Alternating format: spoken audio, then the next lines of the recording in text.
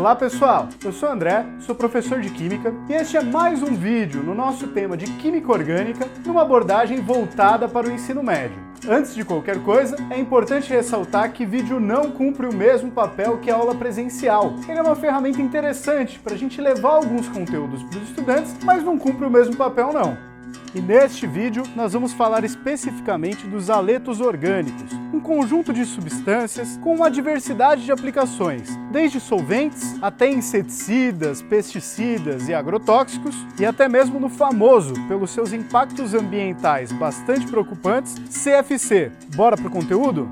E o que é então um haleto orgânico? São compostos que são fundamentalmente hidrocarbonetos, onde um ou mais dos hidrogênios serão substituídos por um átomo de halogênio, como flúor, cloro, bromo ou iodo. Nós podemos identificar um haleto orgânico por um carbono ligado por meio de uma ligação simples a um átomo de halogênio, como flúor, cloro, bromo ou iodo. A nomenclatura dos haletos orgânicos difere um pouco daquela definição geral que nós abordamos no nosso vídeo de princípios de nomenclatura, onde a apresentação da característica que dava grupo para aquela molécula aparecia como um sufixo. No caso aqui dos haletos orgânicos, o halogênio vai aparecer mesmo como se fosse um substituinte, como se fosse uma ramificação da cadeia carbônica. Então nós temos o nome do hidrocarboneto, que esse sim tem um prefixo associado ao número de carbonos da cadeia principal, um infixo associado à ligação simples, duplas ou triplas entre carbonos, e o sufixo do hidrocarboneto, que é o sufixo O. E como se fosse uma ramificação, um substituinte na cadeia carbônica, nós vamos representar, antes do nome do hidrocarboneto, quantos halogênios vão aparecer e o nome desse halogênio. E no processo de numeração, onde a gente dá o endereço dos substituintes ou dos grupos funcionais na molécula orgânica, o halogênio terá a mesma importância de um substituinte carbônico. Portanto,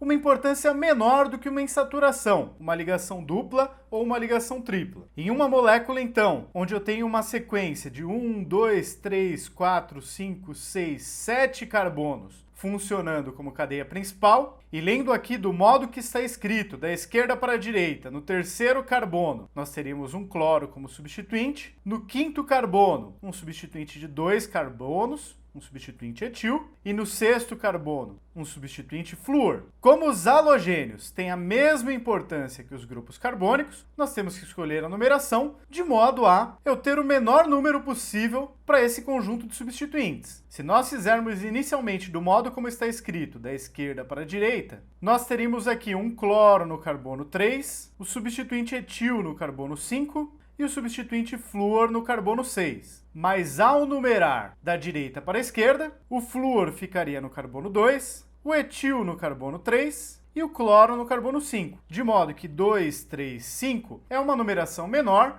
do que 3, 5, 6. Desta forma, o nome da molécula será 5-cloro, 3-etil, 2-fluoroheptano. Repare que tanto os substituintes carbônicos, como o etil, como os substituintes halogênio, como o flúor e o cloro, são apresentados no nome da molécula em ordem alfabética. Deste modo, primeiro o cloro, que é com C, depois o etil, que é com E, e depois o flúor, que é com F. Reparem aqui também que, por uma questão de sonoridade, os haletos orgânicos de flúor, ao invés de a gente chamar de fluoroheptano, como ele termina como consoante, nós adicionamos um O e vamos chamar de fluoroheptano. Já para cloro, bromo e iodo, nós não temos esse problema. Aqui no nosso próximo exemplo, nós temos uma cadeia principal de 1, 2, 3 carbonos, contando inicialmente do modo como se lê, da esquerda para a direita. Nós teríamos um grupo CH3 substituindo no carbono 2 e um cloro substituindo no carbono 3. Mas como a nossa regra de numeração prevê que nós temos que ter a menor numeração possível, a numeração será da direita para a esquerda. De modo que o cloro fica como substituinte no carbono 1 e o metil fica como substituinte no carbono 2, sendo essa substância chamada de 1-cloro, 2-metil, propano, já que a nossa cadeia principal é um hidrocarboneto de 3 carbonos. No nosso próximo exemplo, lendo da esquerda para a direita, nós temos uma cadeia principal de 5 carbonos, então é um pente, com uma ligação dupla entre o carbono 1 e o carbono 2. Então é um penteno com a ligação dupla que tem preferência localizada no carbono 1.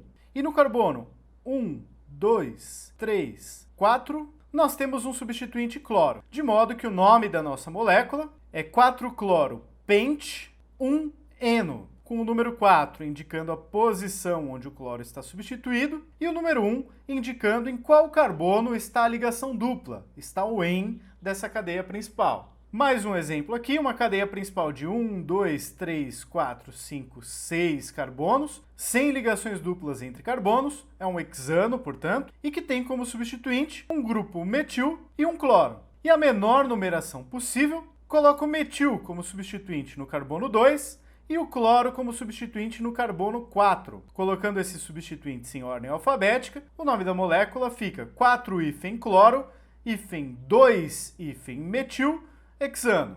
Se em algum dos casos, ainda na nomenclatura oficial, se nós tivermos uma duplicidade ou triplicidade de um mesmo halogênio representado, nós poderíamos representar como di ou tri, do mesmo modo que fazemos para substituintes carbônicos. O prefixo mono, para um apenas de determinado halogênio representado na molécula, normalmente é desconsiderado. Mas uma nomenclatura usual, que também acaba aparecendo por aí, é usar o mono, di ou tri para representar a multiplicidade de determinado halogênio. Aqui onde está a palavra aleto, seria cloreto, brometo, fluoreto, alguma coisa assim, de alquila. E aí eu tenho o meu hidrocarboneto envolvido aí na molécula. No exemplo, onde eu tenho 3 carbonos montando a minha cadeia principal. No primeiro carbono, tenho 2 cloros como substituintes. E no segundo carbono, um cloro. Nessa nomenclatura usual, eu poderia chamar essa substância de 1,1,2 tricloreto de propila. Repare que essa nomenclatura aqui não é a nomenclatura oficial, mas também é encontrada por aí. Do ponto de vista das forças intermoleculares, nós podemos prever que alguns haletos orgânicos sejam levemente polares, sendo que haveriam também alguns casos onde eles seriam apolares, como por exemplo se eu tivesse 4 cloros ligados a um único carbono. Deste modo, os haletos orgânicos vão possuir com grande frequência, exceto quando forem apolares, um dipolo permanente em suas moléculas, permitindo um tipo de interação um pouco mais forte do que aquela que é observada nos hidrocarbonetos. Naqueles haletos orgânicos que eventualmente sejam apolares, o tipo de interação intermolecular continuaria sendo dipolo induzido. Os pontos de fusão e ebulição, eles serão relativamente próximos aos pontos de fusão e ebulição dos alcanos, os hidrocarbonetos saturados de massa semelhante, possivelmente um pouco maiores devido às forças intermoleculares um pouco mais intensas. Mas eles vão aumentar um pouco de acordo com alguns critérios. Conforme a cadeia carbônica aumente, consequentemente a massa molar também aumenta e os pontos de fusão e ebulição também vão aumentar. Então, nesse primeiro tópico, nós temos um efeito aqui da massa. No segundo ponto, conforme aumentem o número de halogênios substituindo os hidrogênios do hidrocarboneto, as forças intermoleculares vão aumentar um pouco e, consequentemente, aumentam os pontos de fusão e ebulição. No terceiro ponto, conforme eu passe para halogênios mais massivos, do flúor para o cloro, do cloro para o bromo e do bromo para o iodo, também vai aumentar a massa da molécula. E assim também aumentam os pontos de ebulição. Então, novamente, temos aqui um efeito da massa. Do ponto de vista dos estados físicos, dos estados de agregação desses haletos orgânicos, os monohaletos são, na sua maioria, líquidos nas condições ambiente. Então, se tiver só um halogênio, em compostos até 3 carbonos, salvo algumas exceções, eles podem ser gases também, ou gases ou líquidos que evaporam com facilidade, líquidos voláteis. Já se eu tiver mais halogênios, 2, 3 e assim por diante, geralmente eles serão líquidos. E só serão sólidos aqueles de massa molar realmente um pouco mais elevada. Do ponto de vista da densidade, os monofluoretos e monocloretos, que não sejam compostos aromáticos, serão menos densos do que a água, porque o tipo de interação aqui dos dipolos permanentes é muito mais fraco do que as ligações de hidrogênio que a água faz, de modo que as moléculas estarão mais afastadas umas das outras. Mas no caso dos brometos e iodetos, como nós estamos usando átomos mais pesados dentro dessas moléculas, a densidade deles acaba sendo maior. Um caso de importância particular é o do diiodometano, CH2I2, que é um líquido bastante denso realmente, que é usado como contraste no estudo de minerais ao microscópio e tem densidade de 3,32 gramas para cada mililitro, mais de 3 vezes maior que a da água. Mas também não é à toa, é dissubstituído. Então, se fossem iodos aqui, teria uma polaridade relativamente grande. E além disso, tem 2 átomos pesados de iodo dentro dessa molécula. Como eles não fazem pontes de hidrogênio, os haletos orgânicos em geral são insolúveis na água, sendo solúveis apenas em solventes orgânicos de baixa polaridade, como o benzeno, o éter ou o próprio clorofórmio, que também é um haleto orgânico e que é um solvente de laboratório bastante utilizado. Como são pouco polares, os haletos orgânicos em geral têm baixa reatividade, o que também é um ponto extra para eles para serem usados como solventes. Na maioria das vezes você não espera que o solvente reaja, mas sim que ele seja apenas o meio onde a reação está acontecendo. Eles são aplicados na síntese de alguns compostos e também como solventes.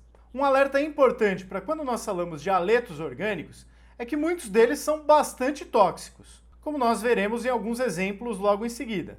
E aqui eu apresento para vocês algumas listas de compostos orgânicos persistentes, alguns inseticidas e alguns agrotóxicos que têm efeitos significativamente agressivos tanto para a saúde humana como para o meio ambiente. Um deles é o DDT, onde nós temos 2 anéis benzênicos aqui e alguns cloros presentes nessa molécula também, e que era bastante utilizado no combate ao mosquito Anopheles, transmissor da malária. Acontece que o DDT é um poluente também importante. Ele desregula o sistema hormonal e afeta o sistema genital, nervoso e a imunidade do indivíduo, acreditando-se que ele possa causar câncer também.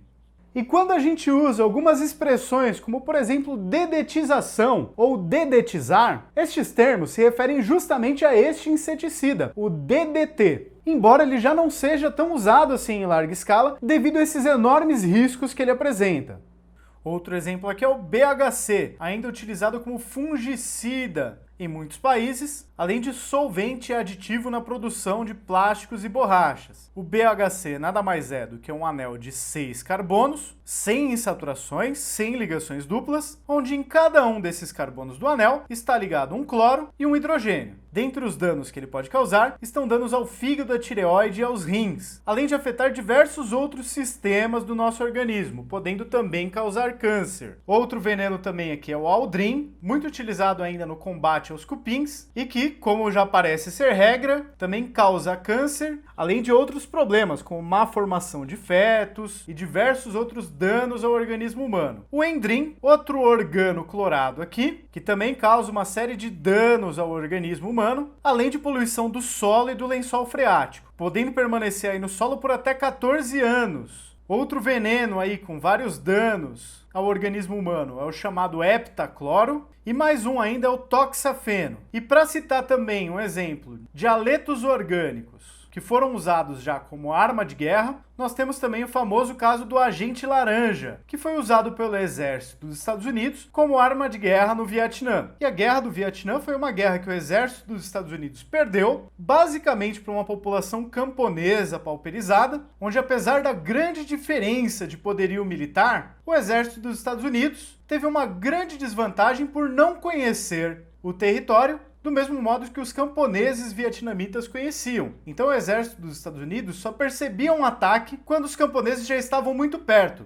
e depois não conseguia perseguir de volta esses camponeses porque eles sumiam na mata. Deste modo, o exército dos Estados Unidos começou a usar uma arma química, chamada de agente laranja, que consistia basicamente em 2 substâncias que promovem a queda das folhas de algumas árvores, numa forma de tentar encontrar aqueles camponeses que estavam pegando seus soldados de surpresa. E esses agentes desfoliantes eram o ácido diclorofenoxiacético, 2,4-D, e o ácido 2,4,5-triclorofenoxiacético, o 2,4,5-T. Acontece que na produção em larga escala dessas armas químicas, também se produziu uma substância colateral que estava presente na mistura com o 2,4-D e com o 2,4,5-T, que era o 2,3,7,8 de benzodioxina, que além de ser um organo clorado, que nós já vimos todos os problemas que eles trazem por aí, também é uma dioxina, que basicamente são esses 2 anéis benzênicos presos entre si por uma ponte de 2 oxigênios, em 2 carbonos vizinhos de cada um desses anéis aromáticos. As dioxinas estão entre os compostos mais perigosos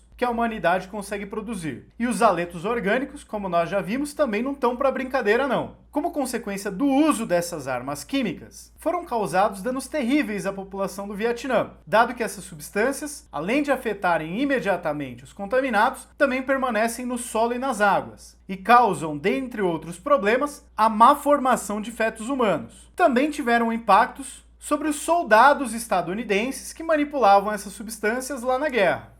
E se por um acaso você quiser saber um pouco mais sobre a história desse agente laranja, eu recomendo um vídeo muito bacana do canal Universidade da Química, que eu vou deixar o link aqui para vocês. E para terminar aqui a enorme sessão de alertas sobre os haletos orgânicos, que vão desde câncer à má formação de fetos, e agora também a efeitos sobre a camada de ozônio, é importante nós falarmos também dos clorofluorcarbonetos, que além de serem também gases de efeito estufa, tem um outro efeito importante sobre a diminuição da nossa proteção contra a luz ultravioleta feita pela camada de ozônio. Esses compostos, como o próprio nome já diz, são compostos orgânicos que têm flúor e têm cloro na sua composição. Eles eram muito usados para refrigeração e para aerossóis, como aqueles de tintas e de desodorantes, mas felizmente vêm sendo banidos pelos seus impactos ambientais terríveis. Basicamente o que acontece, a gente vai representar aqui pela reação do triclorofluorometano lá no alto da atmosfera. Então, quando essa substância evapora e vai lá para o alto da atmosfera, ela está muito exposta à luz ultravioleta. E a luz ultravioleta pode causar um tipo de quebra de ligações químicas que é muito pouco visto aqui no ensino médio. Se nós lembrarmos que uma ligação covalente é feita por um parzinho de elétrons compartilhados entre dois átomos, esta quebra da ligação química, que é promovida pela luz, quebra essa ligação química no meio, deixando um elétron para cada um dos átomos envolvidos, formando de fato aquilo que quimicamente é conhecido como radical, que é uma espécie química que contém um elétron desemparelhado, um elétron que não participa de um par. Tanto este radical, que tem um carbono ligado a 2 cloros e um flúor e um elétronzinho desemparelhado, como este outro radical, que é um átomo de cloro com um elétronzinho desemparelhado. Preste atenção aqui que isso na prática é um átomo de cloro neutro e sem fazer ligação com ninguém. Nós conhecemos lá das ligações químicas que o cloro, mesmo quando é substância simples, participa de moléculas como Cl2 para garantir a sua estabilidade. Um átomo de cloro neutro com um elétron desemparelhado é uma espécie química muito reativa e que não vai ficar quietinha aqui dessa forma. Este radical cloro, este cloro com um elétron desemparelhado, reage com as moléculas de ozônio,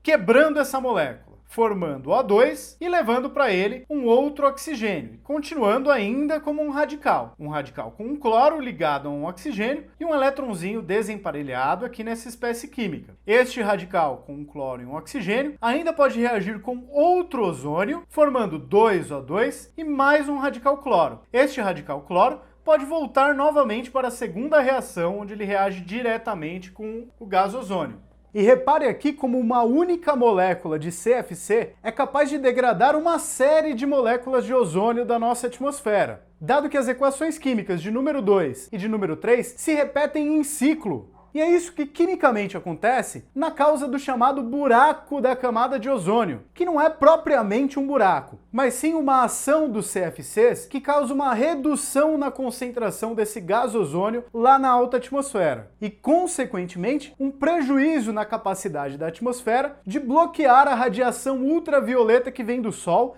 e que é muito prejudicial para os seres vivos, dado que é uma radiação muito energética, capaz de quebrar ligações covalentes entre átomos, por exemplo, no nosso DNA, podendo, por isso, causar câncer de pele se a exposição for muito grande.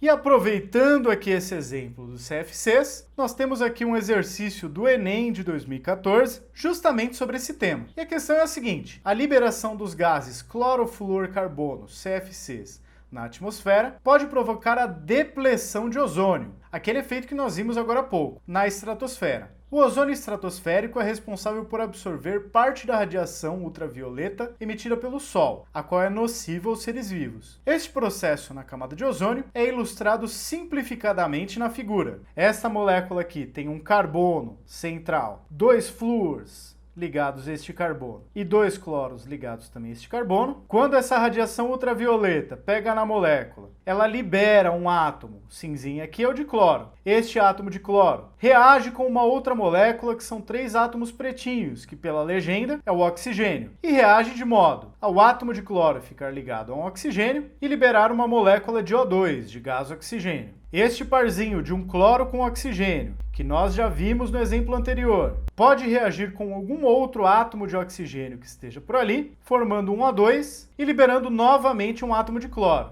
E este átomo de cloro pode voltar ao ciclo. Os mecanismos são um pouco diferentes neste exemplo e no anterior que nós discutimos. E realmente podem haver diversos mecanismos envolvidos. Mas o que há em comum entre eles é esse processo cíclico, onde a degradação de um único CFC é capaz de resultar na degradação, na depleção de diversas moléculas de ozônio. E aí a pergunta é a seguinte: quimicamente, a destruição do ozônio na atmosfera por gases CFC é decorrência da... E as alternativas que aparecem são clivagem da molécula de ozônio pelos CFCs para produzir espécies radicalares. Bom, essa alternativa já está um pouco estranha aqui, porque não há reação de fato entre as moléculas de ozônio e os CFCs, mas sim com os cloros que vêm da molécula de CFC após a sua interação com a luz ultravioleta. Então, a princípio, essa primeira alternativa está meio estranha. Vamos tirando ela por aqui. A segunda alternativa, produção de oxigênio molecular a partir de ozônio, catalisada por átomos de cloro. Bom, isso aqui já parece ser mais razoável, né? São produzidos oxigênios moleculares nesse processo, e os átomos de cloro são gastos na primeira etapa dos ciclos e regenerados aqui na última etapa, de modo que ele atua assim como catalisador.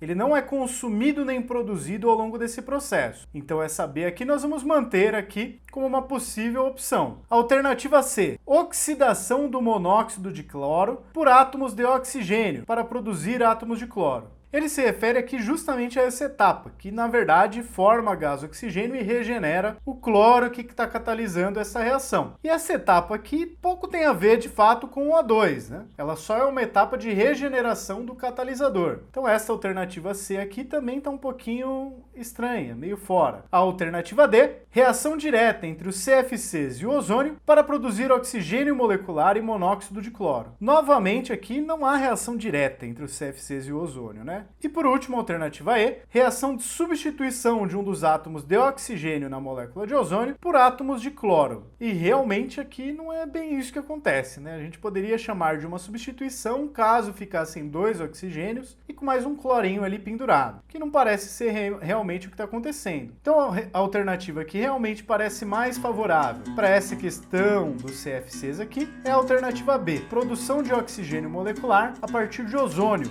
catalisada por átomos de cloro, que realmente é a alternativa que foi apontada como correta para essa prova. Bom pessoal, é isso aí, eu espero que vocês tenham gostado. E na sequência desse vídeo, nós teremos vídeos também sobre as funções oxigenadas e as funções nitrogenadas, grupos bastante amplos e diversos de moléculas orgânicas. Muito obrigado pela atenção, fiquem de olho nos próximos vídeos do canal e até mais!